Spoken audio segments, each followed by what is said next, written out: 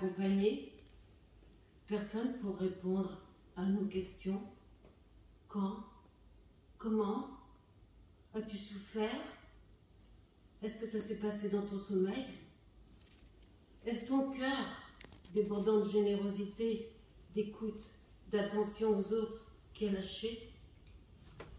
Je voudrais croire que tu vas surgir et nous dire « Mais non, je rigole. » Je voudrais croire que comme chaque été, tu vas arriver à la roque et inviter la moitié du village pour un bouboune. 10, 12 personnes et plus. Ça ne te fait pas peur. 2 jours avant, tu vas commencer tes achats. Tu connais tous les magasins de la région. Le supermarché là, la petite boutique vietnamienne là-bas. Et puis, quand le jour J arrive, c'est l'effervescence dans la cuisine.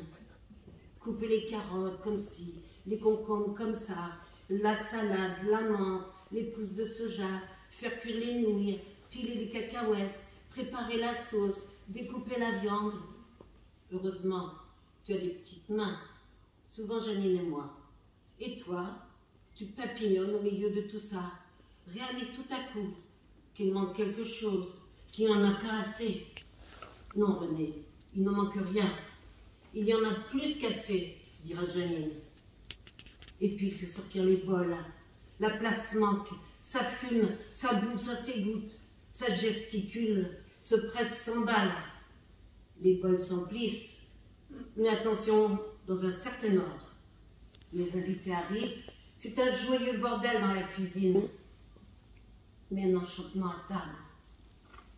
René, je voudrais croire que tu vas nous régaler encore et encore, nous régaler de ta franche amitié, de ton rire, de ton humour, de ton impertinence, de tes débordements, de ta présence, René. Merci, merci. Je vous en prie.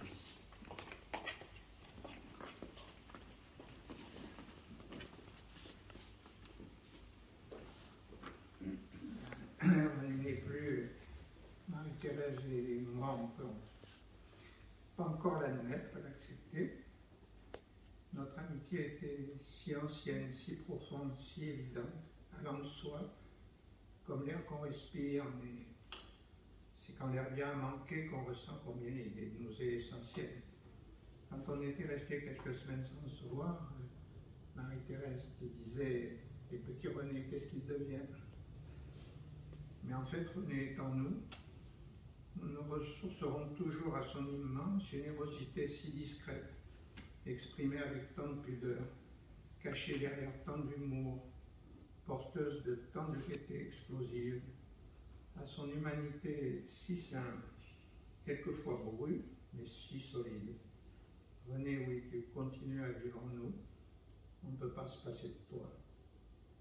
Et celles et ceux qui t'ont connu, ne serait-ce qu'un peu, en particulier lors de grandes fêtes dans notre maison de Bourgogne, nous ont toutes et tous dit combien ils sont touchés par ton décès.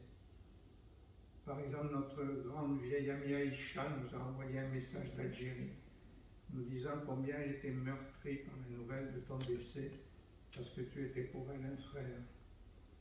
Toinette évoque la chambre où tu dormais dans la maison de Bourgogne, d'où s'échappaient tes ronflements sonores, ton goût pour la musique et ton rire.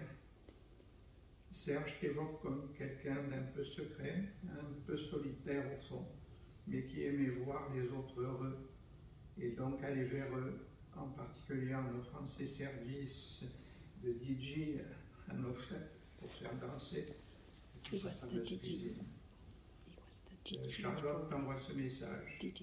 Cher René, tu vas me manquer, ton sourire, tes blagues, ton accueil toujours chaleureux et ta bonne humeur à partager. Nous passions des heures à parler boulot et puis la musique arrivait. Tu prenais le rôle de disjockey et tu avais du mal à laisser ta place. On se faisait toujours un rock et un slow pour plaisir et puis on trinquait à notre amitié. Alors où que tu sois, je sais que chaque soirée me rappellera ces échanges et je t'enverrai un immense bol de tendresse en continuant à trinquer à l'amitié qui nous liait. Je t'embrasse fort, très fort. Alain et Lise nous disent, nous sommes sous le choc, qui manquera beaucoup à nos réunions amicales, son sourire et sa gentillesse, sa cuisine, ses choix de musique endiablés. Fredo, qui est là, tu souligné avec beaucoup de justesse, je trouve, sa finesse d'esprit derrière ses dehors brouillés. Et tant d'autres, qui souvent ne t'avaient connu qu'à quelques occasions plus ou moins rares, mais qui ont tenu à exprimer leur peine. René, on ne te dit pas adieu parce que tu restes avec nous. Merci beaucoup. Merci Jean-Louis. Et son petit caractère, quand même. Mais vous savez, ce qui était important pour René, c'était faire plaisir aux autres. Ce qui était important pour lui, c'était cette notion de partage. C'est pour ça qu'autant de monde ont traversé quasiment la moitié du globe pour venir lui rendre ce dernier hommage. Parce que c'était un homme généreux et bon. Je dirais dans une grande caricature, avec un grand cœur. Aujourd'hui, en fait, il vous a laissé, en essayant d'atténuer au maximum votre peine et votre chagrin. Effectivement, il est parti seul, pour éviter de vous apporter cette souffrance, de le voir partir. Mais aujourd'hui, il vous réunit comme il avait l'habitude de le faire. Certes, il ne vous a pas préparé comme à son habitude un beau repas, mais il vous offre aujourd'hui cette opportunité de partager un moment, non pas sous le signe du chagrin et de la peine, mais de cette satisfaction d'avoir vécu cette vie en votre compagnie. Et c'est pour cela que, à présent, pour pouvoir vous accompagner, je vais vous faire diffuser donc cette vidéo qui a été préparée pour vous.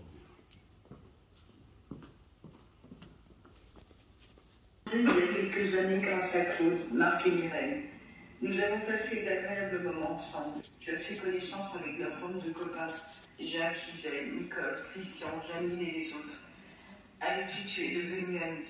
Que de bons souvenirs passés avec toi, Macao. Oui, t'avons surnommé Macao, car tu mettais en boucle cette chanson du grand orchestre du splendide Macao. Qu'est-ce que c'était pour voir ces instants avec toi, Macao. Si chaque jour était le dernier, bise, Mini.